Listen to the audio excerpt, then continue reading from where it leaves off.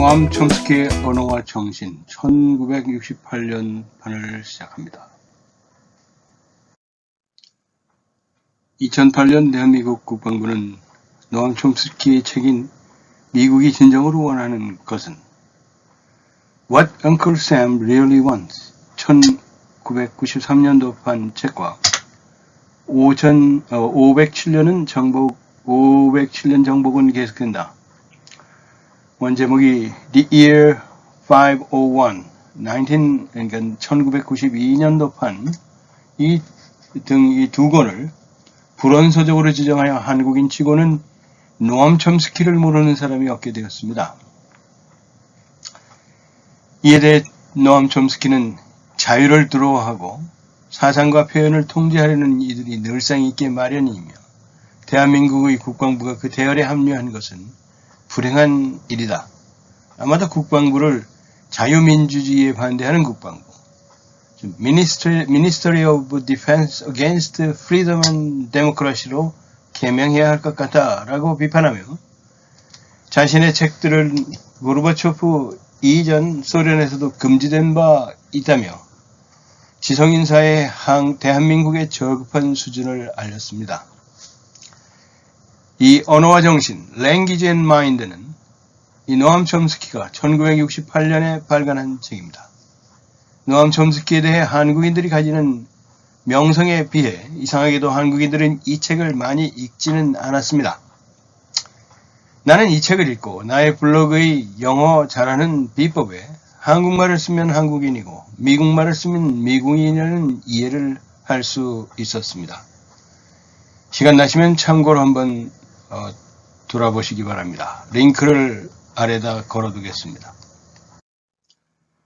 내가 언어학을 전공한 바도 없고 순전히 나의 상식에 기반한 예의지만은 노암 촘스키를 이해하기가 쉽지는 않습니다. 어려워서 벅찬 게 아니라 시시각각 변해가는 그의 언어학적, 정치학적, 사회학적 생각을 따라가기가 벅찹니다. 이 언어와 정신도 그렇게 두꺼운 책, 볼륨이 그렇게 많은 책은 아닙니다. 하지만 조금만 게을러도 그의 변해가는 논리를 저만치 놓쳐버리겠습니다. 정신은 구조면에서 우리가 알고 있는 어떤 신체 기관보다도 단순해야 하며 가장 단순한 가정도 관찰 가능한 모든 현상들을 충분히 설명할 수 있어야 합니다. 언어학의 최근 연구를 급격하게 발전하는 신경과학의 세부 영역에 통합하면서 언어와 정신 그리고 뇌의 관계에 대한 노암 촘스키의 견해를 엿볼 수 있는 책입니다. 노암 촘스키는 언뜻 보기에 두 가지 얼굴을 가지고 있는 학자처럼 느껴집니다. 하나는 정치와 전혀 무관한 인문과학의 종아인 언어학을 선두에서 이끌었던 대가로서의 얼굴이며 또 다른 하나는 좌익적 사상을 선봉에 서서 이끌어가는 행동하는 지식인의 얼굴입니다. 자, 그러면 노암 촘스키 생애와 업적을 살펴보도록 하겠습니다. 에브라함 노암 촘스키는 미국의 언어학자, 철학자, 인지과학자, 역사가, 비평가, 사회비평가, 정치운동가, 아나키스트, 저술가이자 무신론자로 과학적 방법론을 중시한 진보적 학자입니다. 현대 언어학의 아버지로 불리며 고령의 나이임에도 현재 매사추세츠 MIT 공과대학교와 애리조나 대학교의 언어학과 명예 교수로 활동하고 있습니다. 촘스키는 변형 생성 문법 이론을 만들어낸 학자로 유명하며 20세기에서 가장 중요한 공헌을 한 언어학자로 존경받고 있습니다. 그는 철학 분야에서 1950년대에 주류였던 B.F. 스키너의 언어 행동을 연구한 행동주의자들을 비판하여 인식의 혁명을 불러일으킨 인지과학의 선구자이기도 합니다. 그의 자연주의적 언어학의 접근은 정신과 언어의 철학에 많은 영향을 주었습니다. 또한 촘스키는 1956년에 형식 언어를 생성하는 형식 문법의 부류들 사이의 위계인 촘스키 위계를 만들었습니다. 그는 예술 및 인문학 인용색인에 의하면 1980년부터 1992년 사이에 노암 촘스키는 생존해 있는 학자들 중에서 가장 많이 인용되는 학자이고 역대 인물 중 8번째로 자주 인용되는 학자로 기억되어 있습니다. 1960년대 베트남 전쟁부터 촘스키는 미디어 비평과 정치적 행동으로 인해 널리 알려지게 됩니다. 그의 정치적 행동과 비평은 특히 미국과 다른 정부 간의 외교 정책과 인권 옹호에 초점이 맞춰져 있습니다. 노암 촘스키는 1928년 12월 7일 우크라이나 출신의 히브리 언어학자인 윌리엄 촘스키의 아들로 펜실바니아주 필라델피아 부근의 이스트 오클레인에서 태어났습니다. 중세 히브리어 문법 전문가였던 윌리엄 촘스키는 여러 권의 책을 저술하기도 했습니다. 1977년 아버지 윌리엄 촘스키가 사망하자 뉴욕타임즈에서는 세계에서 가장 뛰어난 히브리 문법학자 중 한 명이었다고 평가하며 그의 죽음을 애도했습니다. 아버지는 촘스키가 언어학자가 되는데 큰 영향을 끼쳤습니다. 그라츠 대학교의 교수였던 어머니 LG 시모노프스키는 벨라루스 출신으로 1906년에 미국 뉴욕으로 이주하여 통상적인 뉴욕 영어를 구사하는 사람이었습니다. 처음 접한 언어는 이디시어였지만 촘스키의 가족들 사이에서는 이디시어가 금기시 되었습니다. 당시 가족들이 살았던 지역은 유태인 집단 거주 지역으로 이곳은 이디시 측과 히브리 쪽으로 나누어 있었고 그들은 헤브르 쪽에 있어 히브리어 문화와 문학에 노출되어 길러졌습니다. 촘스키는 1930년대 아일랜드계 천주교인과 독일계 천주교인들의 반유대주의와 갈등을 경험하며 성장했습니다. 필라델피아 중앙고등학교 센트럴 하이스쿨을 졸업하고 1945년부터 펜실바니아 대학교에서 철학과 언어학을 공부했습니다. 이때 철학자인 C. 웨스트 처치맨하고 넬슨 굿맨과 언어학자인 젤리스 해리스가 그의 스승이었습니다. 특히 해리스는 그에게 언어 구조의 수학적 분석을 통한 변형의 발견을 알려주었으며 이에 촘스키는 이를 문맥에서 분리된 문법의 형성에 대한 해석으로 발전시켰습니다. 해리스는 또한 그의 정치적 견해 형성에 큰 영향을 끼쳤습니다. 1951년 촘스키는 박사 논문 현대 히브리어의 형태 소론에서 칼랍의 1938년 변형규칙 때 형태규칙의 개념의 변형 형태로서 해리스와는 다른 문법적 변이 개념의 재해석된 개념으로서의 형태소 규칙을 언급하기 시작했습니다.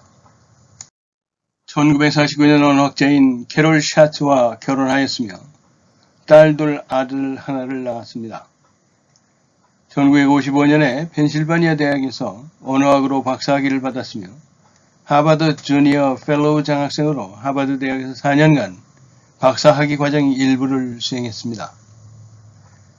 박사학위 논문을 준비하는 과정에서 준비한 언어학에 대한 새로운 생각들을 정리하여 저서 변형 생성 문법 이론 Synthetic Structure 1957년간을 펴냈습니다. 1955년에 MIT에 합류했으며 1961년에 언어학과 현대 언어과의 전임 교수로 임명되었습니다. 통어 이론의 재상 Aspect of the Theory of Syntax 1965년간 영어의 음성체계 Sound Pattern of English 줄여서 SPE라고 쓰는 1968년도 모리스 할레와 공저한 작품을 출간했습니다. 이러한 저작 활동을 통해서 생성문법 이론을 체계적으로 발전시켰습니다. 이후 현재까지 68년간 MIT에서 교수로 재직했고 그동안 비중 있는 80여 권의 저서와 1000여 편의 논문을 발표했습니다.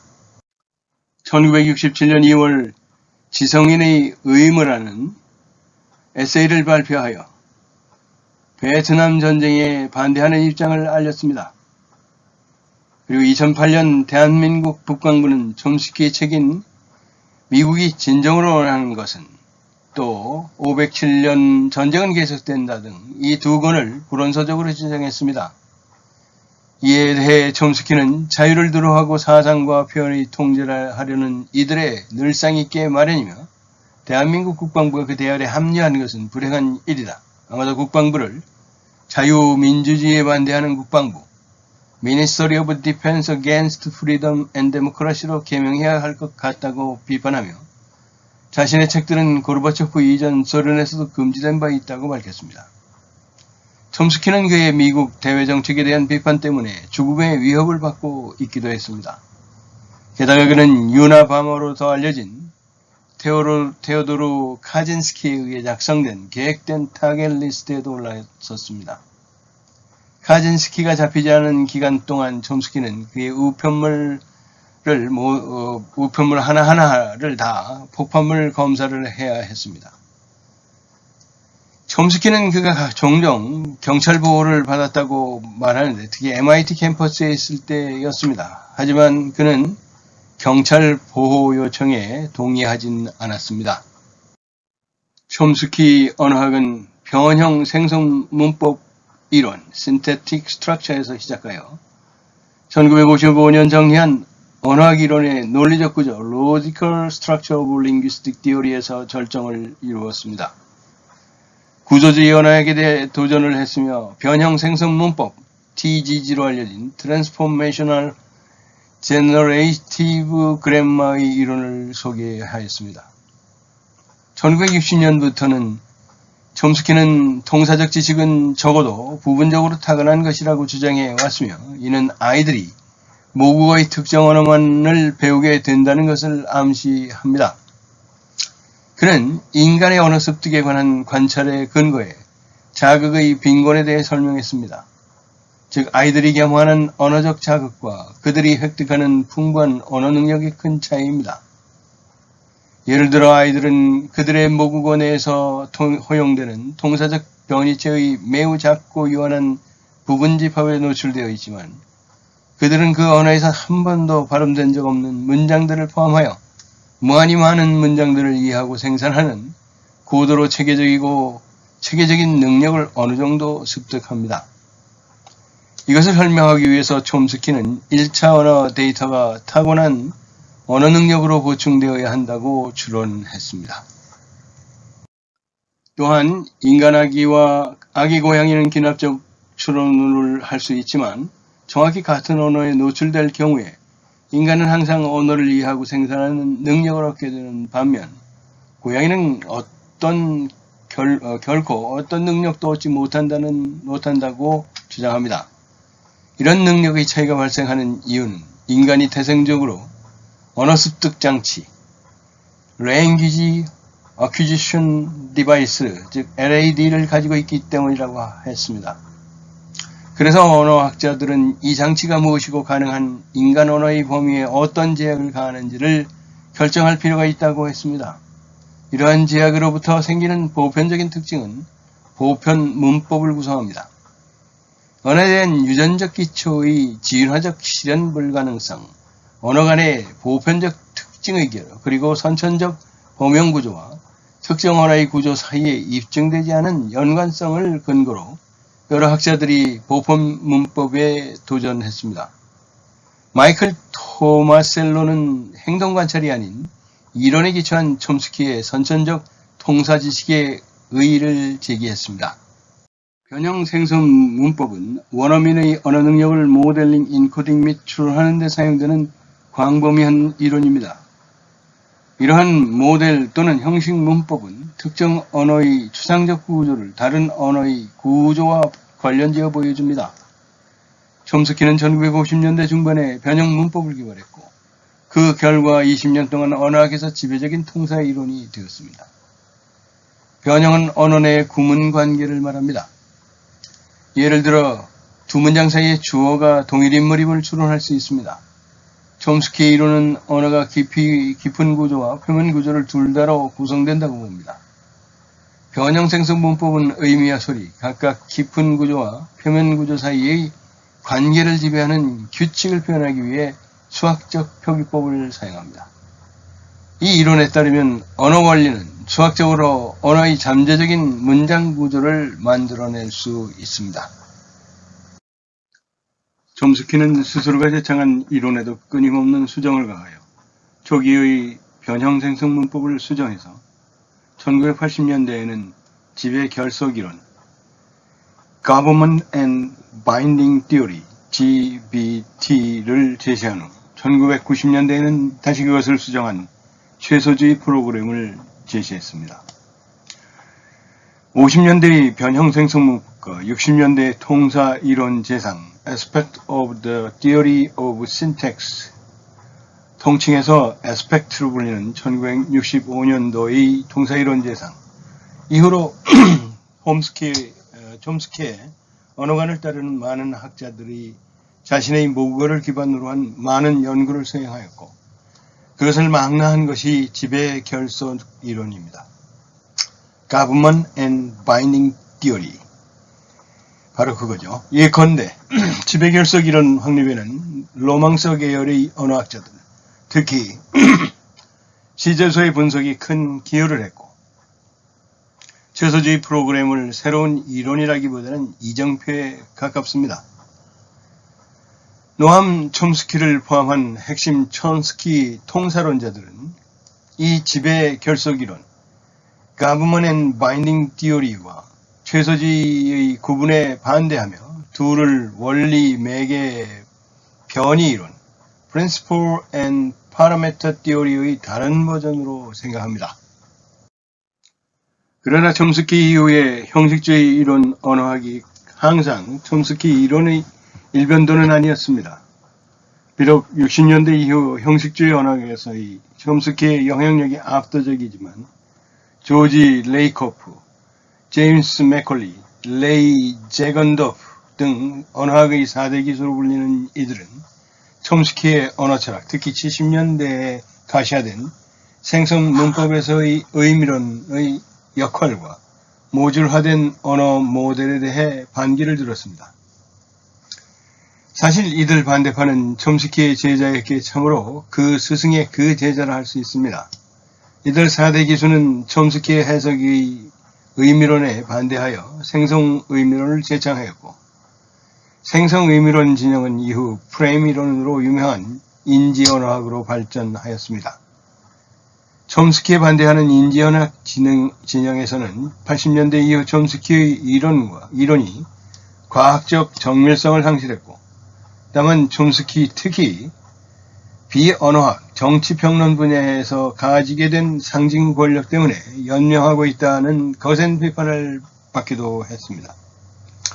또한 일부 형식 언어학 비전공자 사이에서는 촘스키 이론이 발전한다는 점에 문제제기를 하며 촘스키가 말을 바꾸고 있거나 아니면 타인의 연구를 해적질하고 있다고 비난하기도 했습니다. 지배결석 이론 이후로 촘스키는 새로운 이론을 세우기보다는 연구 방향과 철학이라는 이정표를 세우는 역할을 해왔습니다.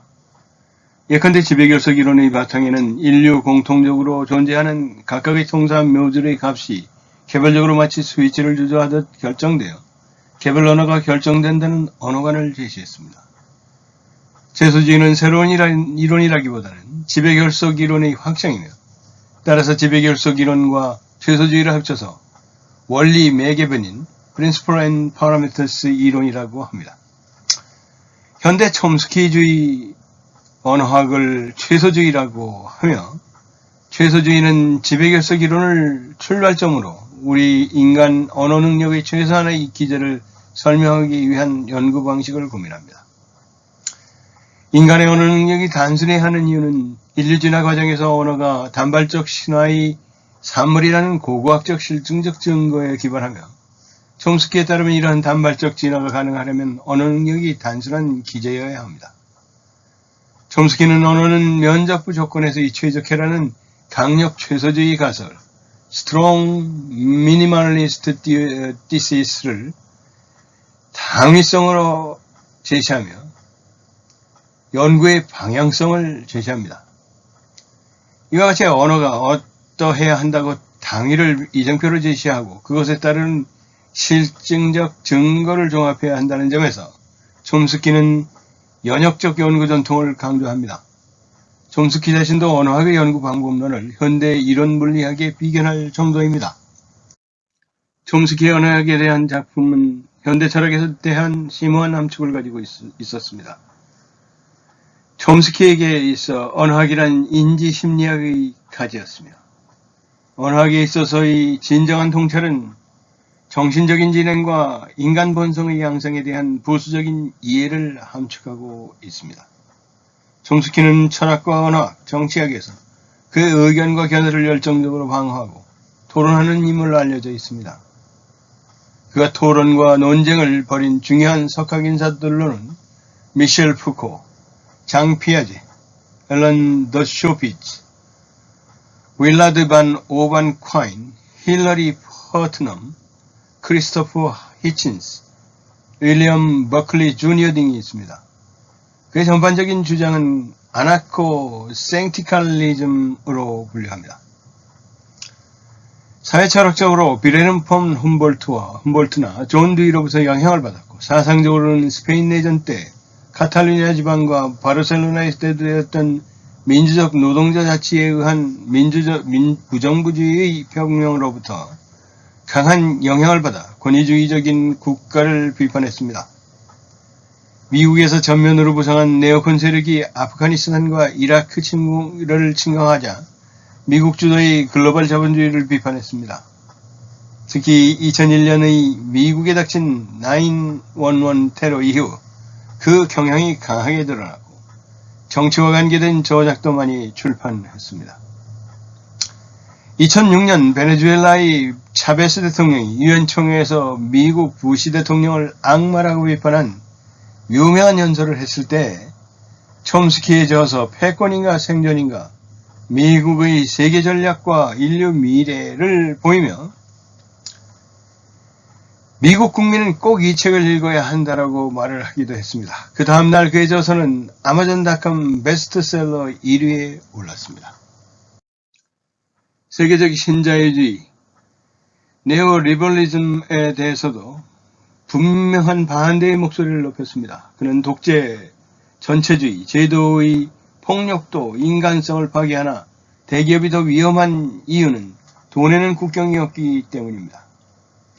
사기업은 시공간의 제약을 받지 않고 사적 이익을 추구할 뿐 인권, 평등 같은 단어들이 끼어들 틈이 없다고 했고 신문, 언론도 사기업화되어 광고주인 사기업의 이익을 대변해주고 사기업들은 광고로 언론의 이익을 보장함으로써 잘못된 이익의 먹이사슬을 형성했다고 일침을 놓았습니다. 비록 아나키스트라고는 하지만 촘스키는 언제나 노동자들의 결속과 시민들의 필수적인 생활에 대한 지원과 보장, 의료보험과 복지 등의 필요성을 주장하기 때문에 그의 정치 사상을 자유지상주의 사회주의라고 보는 것이 더 정확합니다. 리버러테리언 소셜리즘, 촘스키 본인도 자유지상주의로 잘 알려진 론폴과 자신을 어떻게 비교하는지에 대해 질문받았을 때 자신은 자유지상주의적 사회주의에 더 가깝다고 말했습니다. 물론 그렇다고 미국의 자유지상주의를 지지하지는 않았습니다. 미국의 자유지상주의는 경제적인 면에서만 그 소유의 자본주의적 자유를 외치는 것에 가깝고 촘스키의 자유지상주의적 사회주의는 저러한 자본주의적 자유는 항상 거대 자본으로 성장해 정치권까지 장악하기 때문에 노동조합의 연대를 통해 모든 중앙집권적 권력을 부정하는 무정부주의적 자유를 외치는 것에 가깝습니다. 그렇다고 촘스키가 자본주의를 완전히 부정하는 것은 아닙니다. 애덤 스미스가 국부론에서 저술했던 시장경제를 통해서 모든 인류 모두가 평등해질 수 있는 자본주의에 대해서는 동의합니다. 하지만 거대 자본은 언제나 정치 권력을 장악하기 때문에 그렇게 이상적인 상황은 존재할 수 없다고 비관적으로 바라보고 있습니다. 또한 촘스키는 레닌주의자는 물론 마르크스주의자도 아닙니다. 그는 사회주의자이지만 비마르크스 계열 사회주의자이며 정치 철학적으로 칸트주의자에 가깝습니다. 이러한 견해는 미셸 푸코와의 토론에서 촘스키 자신이 직접 밝힌 바 있습니다. 촘스키는 한국 국방부의 금서지정 말고도 1980년 5.18 항쟁을 다룬 죽음을 넘어 시대의 어둠을 넘어 서문에서 1980년 군사독재에 저하여 일어난 광주 민중 항쟁은 놀라웠다. 군부의 잔인하고 야만적인 진압은 한국 현대사에서 매우 중요한 의미를 갖는 사건이다. 광주항쟁은 혹독한 독재정권으로부터 스스로를 해방시키고 풍요로운 민주사회를 만들고자 했던 한국인들이 용감하게 투쟁의 발걸음을 내디딘 사건이다. 이 투쟁은 자유와 정의를 실현하고자 노력하는 세계 모든 사람들에게 강한 영감을 불어넣었다. 고 5.18 항쟁의 가치를 정의하기도 했습니다. 또 자신의 저서 누가 무엇으로 세상을 지배하는가에서 미국이 한국에게 시장을 개방하라고 압력을 가했을 때 어떤 일이 벌어졌습니까? 한국의 금융시장은 완전히 미국의 지배하에 떨어지고 말았습니다. 은행들이 연이어 파산한 것은 당연한 결과였습니다. 이제 미국의 금융기관들이 한국의 은행들을 떡 주무르듯 마음대로 주무르고 있습니다. 라며 미국의 시장 개방 압력이 한국에 안겨준 피해를 적시하기도 했습니다. 언어와 정신의 내용을 살펴보겠습니다. Contents of the Language and Mind. 여기서는 2006년에 케임브리지 대학 출판사에서 출간한 언어와 정신 Language and Mind 3판을 소개합니다. 이 책 언어와 정신 버전 3는 촘스키의 언어와 정신에 관한 뛰어난 에세이 모음집의 세 번째 판입니다. 원래 1968년에 출판된 초판에는 6개의 장으로 구성되어 있어 언어 이론에 획기적인 공헌을 했습니다. 그런데 이 세 번째 버전에서는 7장을 추가하고 새로운 서문을 추가하여 촘스키의 영향력 있는 접근 방식을 20세기에 이어 21세기에도 도입했습니다. 1장부터 6장까지는 우리가 내면화된 지식인 언어를 획득하는 규칙과 원리를 통해서 유전적으로 부여된 생물학적 시스템인 보편 문법으로서의 언어의 본질과 획득에 관한 촘스키의 초기 연구를 소개합니다. 또 지난 50년 동안 이 프레임워크는 광범위한 언어에 대한 폭발적인 탐구를 촉발했으며 몇 가지 주요 이론적 질문을 나왔습니다. 첨가된 마지막 7장에서는 촘스키 작업을 기원부터 현재까지 이끌어온 생물 언어학 접근 방식을 검토하고 언어와 정신 연구에 대한 몇 가지 새로운 흥미로운 과제를 제기하면서 핵심 문제를 다시 검토했습니다. 이 책의 목차 컨텐츠는 제3판 페이지 서문, 제2판 서문, 초판 서문에 이어 1장 마음 연구에 대한 언어적 기여, 과거가 1페이지부터 20페이지까지 수록되어 있습니다. 2장에서는 마음 연구에 대한 언어적 기여로서 현재 21페이지부터 56페이지까지 기재되어 있습니다. 3장 마음 연구에 대한 언어적 기여 미래는 57페이지부터 87페이지까지 구성되어 있습니다. 4장 자연의 형태와 의미는 88페이지부터 101페이지까지 5장 언어의 형식적 성격은 120페이지부터 143페이지까지 6장 언어학과 철학은 143페이지부터 172페이지까지 7장 생물언어학과 인간의 능력은 173페이지부터 185페이지까지 200페이지가 채 안 되는 것으로 간단하게 우리가 살펴볼 수 있고 충분히 단시간 내에 소화할 수 있는 분량의 책입니다. 186페이지부터는 색인으로 구성되어 있습니다.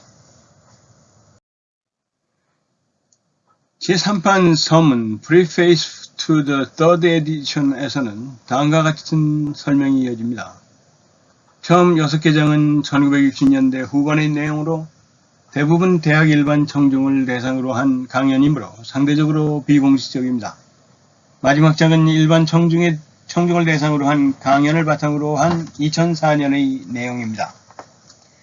이 마지막 장 최근 에세이는 반세기 전 이 작업의 기원부터 이 작업을 이끌어온 생물 언어학적 접근 방식, 최근 수십 년 동안의 중요한 발전 중 일부, 그리고 적어도 촘스키에게는 오늘날 일반적인 접근 방식이 어떻게 보이는지를 검토합니다. 1950년대 언어와 정신의 문제에 대한 지배적인 접근 방식은 행동과학의 접근 방식이었습니다. 용어에서 알 수 있듯이 탐구의 대상은 행동 또는 언어학의 경우 행동의 산물인 것으로 간주되었습니다. 아마도 현장 방북 과정에서 가르친 도출 기술을 통해 정보원으로부터 얻은 코퍼스일 것입니다. 언어 이론은 구조적 특성과 그 배열에 대한 제한된 가정에 따라 언어 자료의 본체를 구성하기 위해서 고안된 분석 절차, 주로 분할 및 분류로 구성되었습니다. 저명한 언어학자 마틴 주스는 1955년 한절 설명에서 현대구조 언어학의 결정적 방향을 언어가 어떻게 해야 하는지에 대한 기존의 체계 없이 기술될 수 있는 결정으로 식별했을 때 과장을 거의 하지 않았습니다. 행동과학의 일반적인 접근 방식은 일반적으로 크게 다르지 않습니다. 물론 백지 상태라는 일관되지 않은 개념을 받아들이는 사람은 아무도 없었습니다. 제2판의 섬은 Preface to the Second Edition에서는 다음과 같이 이 판을 설명합니다. 이어지는 6개의 장은 두 부분으로 나눕니다. 처음 3개장은 1968년 출판된 논문 언어와 정신 Language and Mind를 구성합니다. 아래에 제인스된 초판의 언어와 정신의 서문에서 설명하듯이 정신연구의 과거, 현재, 미래에 대한 언어적 기여에 대한 3가지 에세이는 1967년 1월 버클리 캘리포니아 대학교에서 대학 전체의 청중 앞에서 행해진 베크만 강의를 기반으로 합니다. 이 에세이는 이어지는 3장과 별개의 단위로 구성합니다. 4장 자연화의 형식과 의미는 1969년 1월 미네소타의 구스타부스 아돌푸스 대학에서 주로 고등학생과 대학생 교사로 구성된 청중을 대상으로 한 다소 비공식적인 강의의 대략적인 텍스트입니다. Language and Mind, 언어와 정신 및 기타 저작물에서 제시된 기본 개념 중 일부를 검토하고 추가적으로 구문 구조의 의문론적 해석에 대한 일부 후속 작업을 제시합니다. 촘스키는 이 자료가 이전 이론의 한계와 부적절함을 드러내고 이 이론이 수정되어야 하는 방향을 제시한다고 믿습니다. 이것과 관련 문제에 대한 더 기술적인 조사는 1972년 헤이그의 무돈 출판사에서 출판된 촘스키의 논문 생성문법의 의미론에 관한 연구에 나와 있습니다. 5장은 언어와 정신에서 전제되거나 비공식적으로만 개발된 일부 세부 재료를 탐구하는 훨씬 더 기술적인 연구입니다. 이 경우 대상 청중은 주로 심리학자와 심리언어학자로 구성되어 있습니다. 초판 서문 Preface to the First Edition에서는 다음과 같은 설명이 이어집니다. 이 책의 앞 3장은 촘스키가 1967년 1월 버클리에 있는 캘리포니아 대학에서 행한 베크만 강의의 3가지 강의를 다소 정교하게 만든 버전입니다. 첫 번째는 마음 연구에 대한 과거의 기여를 평가하려는 시도입니다. 언어의 본질에 관한 연구와 추측을 바탕으로 만들어졌습니다. 두 번째는 정신 연구와 관련된 언어학의 현대적 발전에 전념합니다. 세 번째는 앞으로 언어와 정신에 대한 연구가 취할 방향에 대한 매우 추측적인 토론입니다. 그렇기 때문에 세 번째 강의는 과거, 현재, 미래에 관한 것입니다. 언어학사에 대한 연구 상황을 고려할 때 과거의 기여를 평가하려는 시도조차 매우 잠정적인 것으로 간주되어야 합니다. 현대의 언어학의 현대의 행동과학의 어떤 본질적인 측면에서 사변에서 과학으로 전환을 달성했으며 이전 작업은 안전하게 골동품 수집가에게 맡겨줄 수 있다는 망상, 즉 정확한 용어를 공유하고 있습니다. 즉 분명히 합리적인 사람이라면 누구라도 엄격한 분석과 신중한 실험을 선호할 것입니다. 그러나 촘스키는 행동과학이 상당 부분 자연과학의 표면적 특징을 모방하고 있을 뿐이라고 생각했습니다. 그 과학적 특성은 대부분은 주제를 제한하고 다소 주변적인 문제에 집중함으로써 달성되었습니다. 3판 더드 에디션의 1페이지부터 20페이지까지의 1장 마음 연구에 대한 언어적 기여, 과거 Linguistic Contributions to the Study of Mind First 에서 촘스키는 언어 연구가 인간 본성을 이해하는데 어떤 기여를 할 수 있는가라는 질문에 주목하고 있습니다. 이런저런 표현에서 이 질문은 현대 서구 사상을 관통합니다.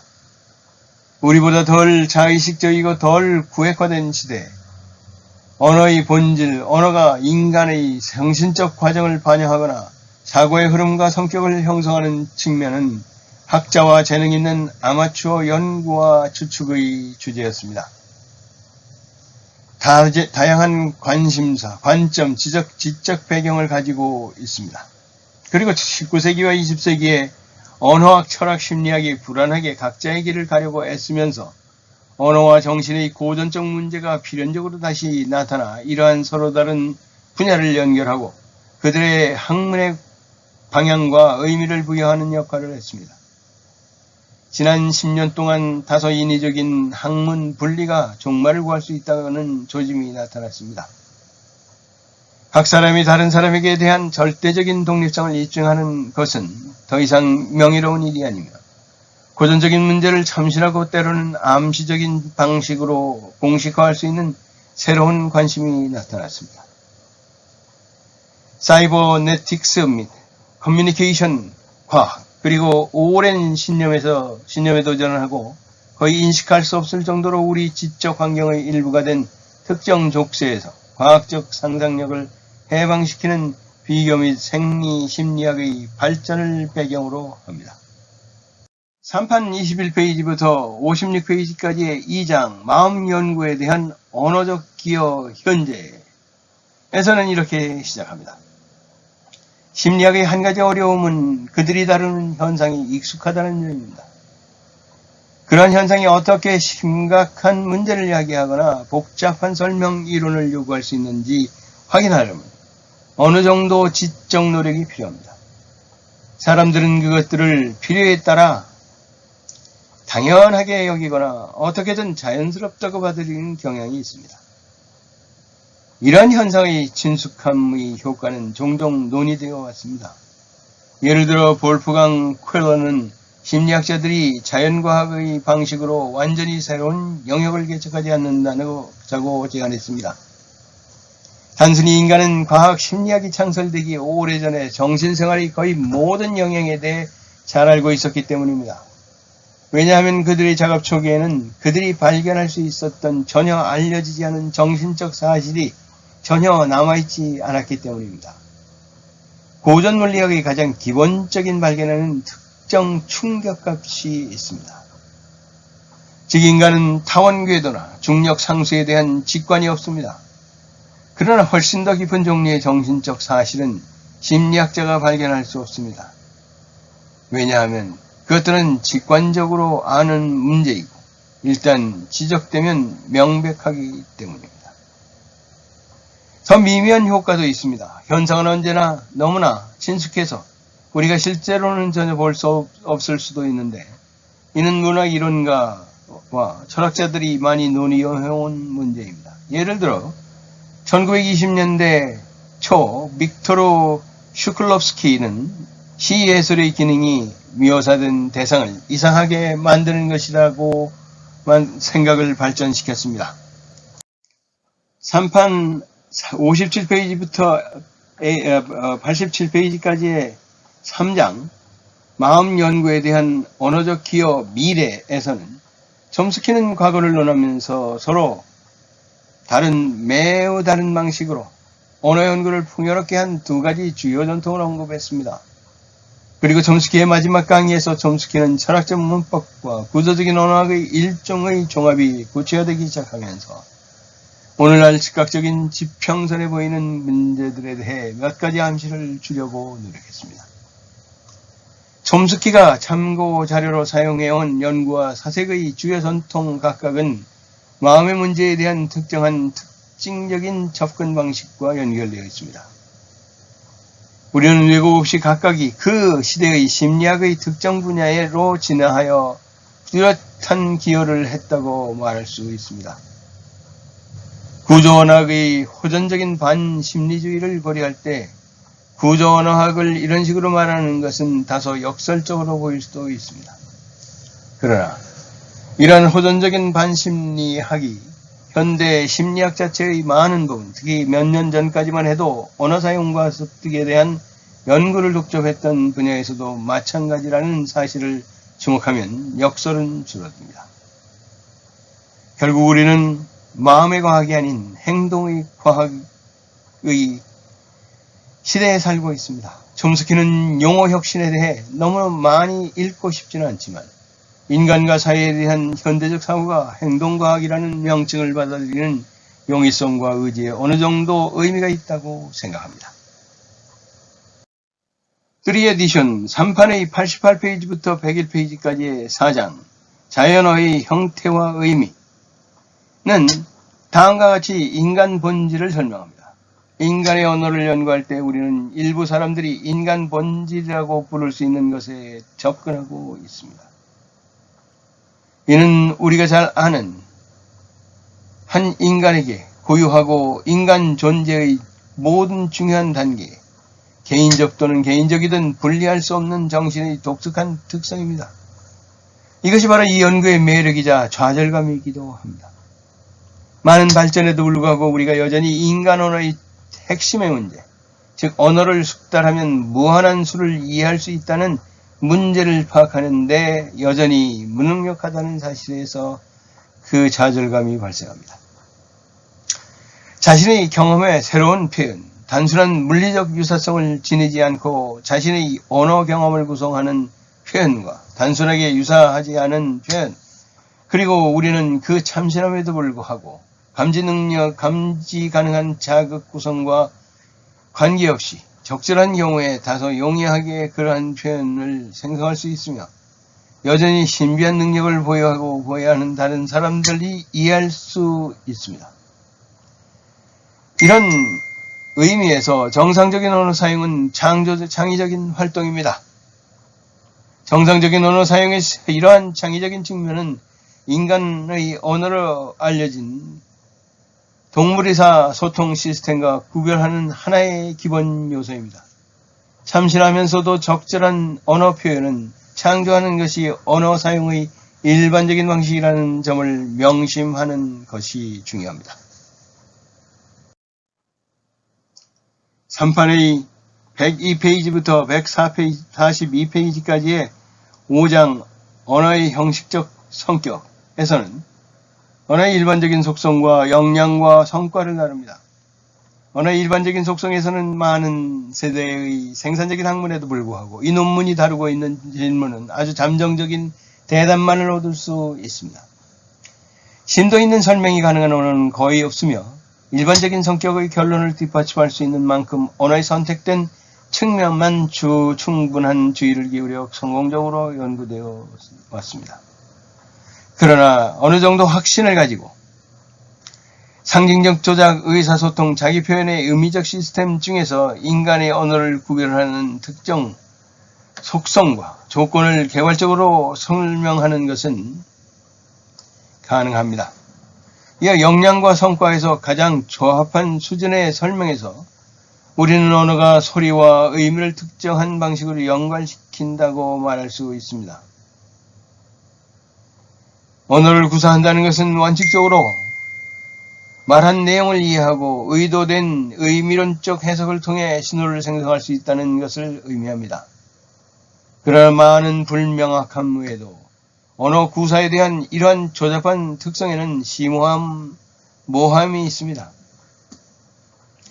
문장은 언어적 규칙에 의해 결정되는 본질적인 의미를 갖고 있으며 언어를 구사하는 사람은 문장의 음성학적 형태와 문장의 본질적인 의미론적 내용을 결정하는 규칙 체계를 어떤 식으로든 내면화했다는 점에 매우 분명합니다. 우리가 특정 언어 능력이라고 부르는 것은 그것을 개발했습니다. 그러나 실제로 관찰된 실제 수행하는 언어 사용이 단순히 언어 규칙 체계에 의해 확립된 고유한 소리로 의미 연결을 반영하는 것이 아니라는 것도 마찬가지로 분명합니다. 3 어디션 3판의 143페이지부터 172페이지까지의 6장 언어학과 철학 Linguistics and Philosophy에서는 언어학자와 철학자의 방법과 관심은 많은 측면에서 유사하기 때문에 이러한 학문 분야를 뚜렷하게 분리해야 한다고 주장하거나 어느 쪽에 다른 분야에서 얻은 통찰력을 편협하게 무시하는 것은 어리석은 일이라고 생각합니다. 둘 사이의 유익한 교류 가능성을 설명하기 위해 많은 예를 인용할 수 있습니다.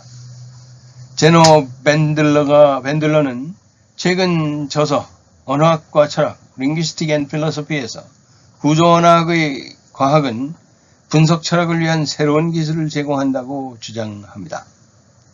일반 언어 철학자들을 거쳐서 존 랭크 오스틴까지 갑니다. 촘스키는 그가 스케치한 방식을 따라 언어학이 철학에 기여할 수 있는지에 대해 약간 회의적입니다. 분석 철학에서 발생한 문제를 조사하는 것이 방식입니다. 반대로 언어학자들이 관심을 갖는 의미와 사용의 문제로 바뀌기 시작했습니다. 그들이 그러한 문제에 대한 철학적 탐구의 오랜 전통으로부터 많은 것을 배울 수 있다는 데에는 의문의 여지가 없습니다. 3 어디션 3판의 173페이지부터 185페이지까지의 새로 구성된 7장 생물언어학과 인간의 능력 Biolinguistics and the Human Capacity에서는 촘스키는 반세기 전 초기 생물학과 수학의 발전에 많은 영향을 받은 몇몇 대원생들의 논의를 통해 생성되기 시작한 이 생물 언어학적인 관점에 대해 몇 가지를 논의합니다. 미국에서 막 알려지게 된 동물 행동학 연구를 포함하여 전후 몇 년 동안 그들 중 한 명은 에릭 레네버크였으며 그의 1967년 연구는 언어의 생물학적 초기 기초가 이 분야의 기본 문서로 남아 있습니다. 그 무렵에는 학제간, 세미나, 국제회의 등 상당한 교류가 진행되었습니다. 가장 광범위한 분야는 1974년에 처음으로 생물 언어학으로 불렀습니다. 여기서 논의된 주요 질문 중 상당수는 오늘날에도 여전히 살아 있습니다. 생물학적 관점에서 물어봐야 할 기본적인 질문 중 하나로 반복적으로 제기된 이러한 질문 중에 하나는 최근에 밝혀진 일부를 포함한 언어의 명백한 원리가 언어에 고유한 정도입니다. 인지 시스템적인 생물학적 관점에서 볼 때 훨씬 더 기본적인 질문은 다른 영역이나 유기체에서 상동 요소를 찾을 수 있는지 여부에 관계없이 얼마나 많은 언어가 원칙에 따른 설명을 제공할 수 있는지입니다. 이러한 질문을 날카롭게 하고 언어에 대해 조사하려는 노력은 최근 몇 년 동안 최선의 프로그램이라고 불리게 되었습니다. 이러한 문제는 모든 생물학적 시스템에서 발생하며 언어학 및 기타 영역의 이론적 설득과는 무관합니다. 언어는 호모사피엔스의 궁극적인 발명품입니다. 언어는 우리 주변의 물리적, 사회적 세계를 상상할 수 있는 모든 방법으로 변화시킬 수 있게 해주었고 우리를 근본적으로 변화시킨 발명품이기도 합니다.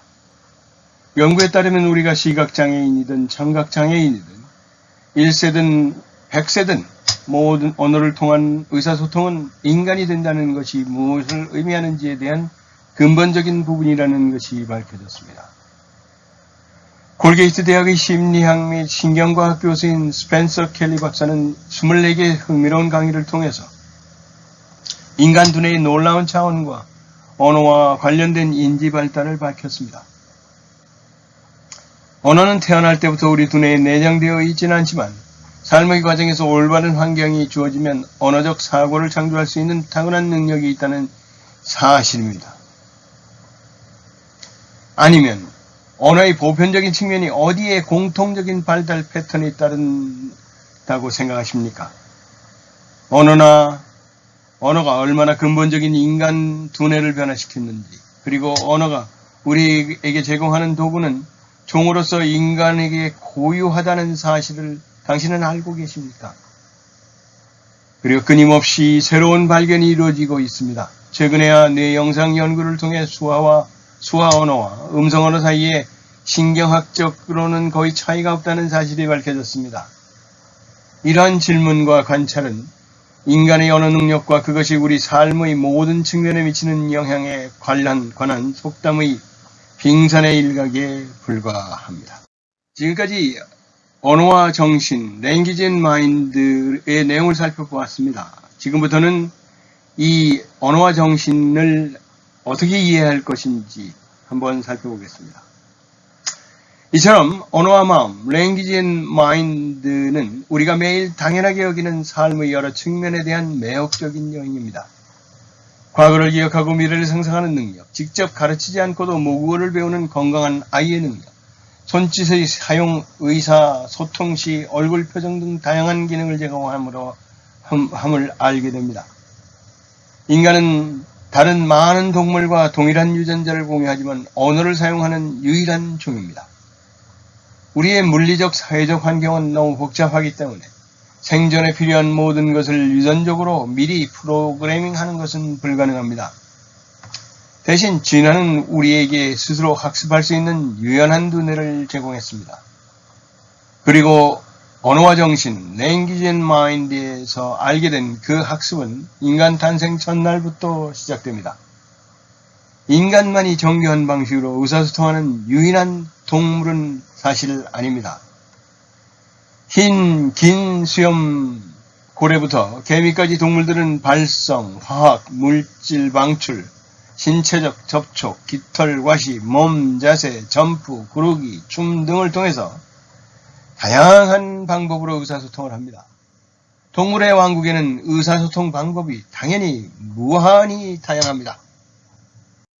그러나 음식, 성별, 사회 구조 또는 위험에 대한 이러한 의사소통은 거의 항상 선천적이며 종별 의사소통 시스템이 뇌에 내장되어 있습니다. 의사소통 패턴을 부모나 그룹 내의 다른 인간이 아닌 영장류, 명금류로부터 배워야 하는 경우에도 기능이 좁고 의사소통 신호 세트가 종별로 고정되어 있습니다. 그러나 인간은 다릅니다. 인간 언어의 거의 모든 측면이 인간을 다른 동물과 구분시킵니다. 인간은 생존에 필요한 주제에만 국한되지 않고 무엇이든 모든 것에 대해 이야기할 수 있고 실제로 이야기합니다. 일부 동물은 다른 동물보다 더 광범위하게 의사소통을 할 수 있지만 그 어떤 동물도 우리 의사소통 주제의 폭에 비할 수 없습니다. 인간은 언어를 갖고 태어나지 않습니다. 7,000개가 넘는 음성 언어나 수백 개의 수화 중 어떤 언어가 집에서 사용되더라도 인간에게는 해당 언어를 배워야만 합니다. 인간은 말하는 것에 대해 이야기하고 생각하는 것에 대해 생각하고 학습에 대해 배울 수 있습니다. 이러한 반사성 또는 메타인지는 우리를 세상에서 다른 모든 동물과 분리시킵니다. 인간은 또 거짓말도 합니다. 다른 많은 동물들도 다른 동물을 속일 목적으로 타고난 행동을 보이긴 하지만 인간처럼 실제로 거짓말을 할 수 있는 동물은 인간 말고는 없습니다. 인간은 한 가지를 알면서도 언어를 사용하여 다른 것이 완전히 사실이라고 선언할 수 있는 능력을 가지고 있습니다. 인간의 유전자, 두뇌, 신체 및 환경의 시너지 효과를 통해 언어와 정신이 어떻게 출현했는지 발견하게 됩니다. 말소리가 가득한 환경에 사는 아이가 6개월쯤 되면 옹알이를 시작하는 것과 마찬가지로 수화가 풍부한 환경에 사는 청각장애 아이도 거의 같은 나이에 수화로 응어리를 시작합니다. 인간의 마음은 무엇이며 어떻게 언어를 발전시킬 수 있었을까요? 인간이 제2 언어를 배우는 것이 그토록 어려울 수 있는 구체적인 이유는 뭘까요? 언어의 보편적인 특성은 인간을 모든 다른 종과 구별시켜줍니다. 우리가 매일 당연하게 여기는 언어의 글자를 사용하고 규칙을 이해하고 새로운 발언을 생성하고 과거와 미래에 대해 말하고 의도적으로 거짓말을 하는 능력 등 이러한 모든 언어의 보편성으로 인해 언어는 인간의 가장 위대한 도구가 되었습니다. 언어나 다른 복잡한 인간 시스템에 대한 단일 유전자는 없지만 인간 개념과 생물학의 특정 측면은 언어 발달을 위한 완벽한 생물학적 환경을 만듭니다. 인간의 뇌는 언어를 위해 설계되고 특화되어 진화되었습니다. 인간 언어의 가장 초기 형태는 소리가 적었고 손짓과 발짓 등 몸짓이 실제로 언어에 대한 첫 번째 시도였습니다. 구체화된 두뇌부터 널리 퍼진 몸짓까지 인간의 독특한 언어는 뇌에서 태어나 뇌에서 자랐음을 시사합니다. 인간의 정신이 모든 인간 학습의 기초가 되는 기본 과정인 신경 가소성에 따른 결과입니다. 아이가 얼굴 인식과 언어를 학습하는 방식의 기본이 되는 생물학적 과정이 그것입니다. 아기에게 뛰어난 청각 능력을 부여하는 뇌구조와 성인이 새로운 언어를 배우는 것이 왜 그토록 어려운지가 그 이유입니다. 모국어에 대한 노출이 실제로 뇌를 정상화하고 환경에서 객관적인 청각 정보에 접근하는 능력을 발휘합니다. 성인의 새로운 언어 학습이 어려운 것은 독특하게 왜곡된 세계를 뇌가 인식하기 때문입니다. 언어의 소리 흐름에서 개별 단어를 식별하는 엄청난 작업에서 아이가 사용하는 몇 가지 메커니즘은 전체 개체 가정, 상호, 배타성, 편향 및 분류학적 가정의 인지적 제약을 사용하는 타고난 능력이 있습니다. 붕어가 그르는 아기 대화의 노래 리듬과 음조가 바로 신경 가소성을 발달시키기 위해 아기들이 들어야 하는 겁니다. 거의 무한한 선택의 바다에서 특정 단어의 의미를 식별하는 데 도움이 되는 사회적 단서를 포함하여 아기가 성공적인 의사소통을 준비하는 데 도움이 되는 다양한 진화적 기능은 뇌의 네트워크 신경 가소성입니다. 언어의 구조를 보기 위해 태어날 때부터 마음이 연결되어 있는 뇌의 뉴런 세포를 포함한 다양한 방식으로 언어를 이해하고 탐구하여 현재 증거와 찾은 지식을 바탕으로 의미를 예측합니다. 끝없는 루프에서 미래 예측을 업데이트하는 이 프로세스는 언어 습득을 위한 완벽한 타고난 메커니즘입니다. 모든 인간 학습의 기초가 되는 뇌의 세 가지 기본 원리인 신경 전문화, 커넥텀, 뇌의 가소성입니다. 뇌의 이중, 흐름, 경로를 통해 단어가 뇌세포의 거의 모든 평방인치를 활성화합니다. 생존 메커니즘으로 언어를 처리하도록 인간의 뇌는 진화를 거듭하고 있습니다. 모든 인간 활동 중 가장 복잡한 것 중 하나인 뇌의 언어 생성 능력은 폐, 목, 턱, 혀 및 얼굴에 있는 약 100개의 근육의 조화를 필요로 합니다. 인간 언어와 인간 두뇌는 거울 신경 시스템과 신경 동시성으로 연결되어 있습니다. 난독증과 공감각은 이러한 읽기와 쓰기가 누구도 이를 갖고 태어나지 않는 차후에 신경망에 조직되는 네트워킹 속성입니다. 인간의 읽고 쓰는 두뇌는 진정한 기술적 변화입니다. 신체는 언어의 모든 부분에 영향을 미치며 우리는 듣는 것에서 의미를 파악하기 위해 마음을 포함한 몸 전체를 사용합니다. 모국어 외의 다른 언어도 배우면 뇌에서는 어떤 일이 일어날까요? 이는 추가 언어를 배우는 시기와 모국어와 관련된 양식에 따라 달라집니다. 뇌의 이중언어 제어 기능으로 인해 두 언어 사용이 느려지고 양쪽 언어 사용에 완벽해지지 못하는 결함이 나타나기도 합니다. 영어 사용자들은 눈에 대한 단어가 상대적으로 적기 때문에 우리가 모든 형태의 눈을 경험하는 것이 불가능합니다. 아프리카 부족이 영어보다 색상, 이름이 적다면 그들의 비전은 우리와 다르기도 합니다. 언어는 우리의 인식에 영향을 미치고 반대로 인간의 인식이 언어에 영향을 미칩니다. 이로 인해 언어를 사용하기 전에 유아부터 성인까지 동일 집단의 언어는 그 집단의 문화가 사고에 영향을 미치며 종종 동시에 작용합니다. 이 점이 한국말을 쓰면 한국인이고 미국말을 쓰면 미국인일 수밖에 없는 결과를 만듭니다. 여러 언어를 사용하면 서로 다른 정시적, 정서적, 인지적, 사회적 세계가 열리는 방식과 마음이 그 사이를 오가게 됩니다. 이중 언어 전문가가 되면 실제로 인지 능력이 향상되기는 하지만 양쪽 문화 소통에 지장을 초래하기가 쉬워집니다. 언어는 우리가 지금 여기와 이전에 알고 있던 것 이상으로 마음을 확장할 때 인간이 사용하는 궁극적인 도구입니다. 인간이 어떻게 언어를 통해 수학을 발전시키고 논리 능력을 키우고 주변 세계를 분류하고 은유의 개념을 개발하고 내러티브를 구성할 수 있었습니다. 인간은 이러한 기능을 매일 당연하게 여기지만 언어가 없었다면 그 어떤 기능도 불가능했을 것입니다. 언어와 정신의 가치를 살펴보도록 하겠습니다. 언어와 정신, Language and Mind는 에이브럼 노엄 촘스키가 1968년에 발간한 책입니다. 촘스키에 대해 한국인들이 가지는 명성에 비해 이상하게도 한국인들은 이 책을 많이 읽지는 않았습니다. 나는 이 책을 읽고 내가 나의 블로그의 영어 잘하는 비법에 한국말을 쓰면 한국인이고 미국말을 쓰면 미국인이라는 이해를 할 수 있었습니다. 내가 언어학을 전공한 바도 없고 단순히 나의 상식에 기반한 이해들이지만 노암 촘스키를 이해하기가 쉽지는 않습니다. 어려워서 벅찬 게 아니라 시시각각 변해가는 그의 언어학적, 정치학적, 사회학적 생각을 따라하기가 벅찹니다.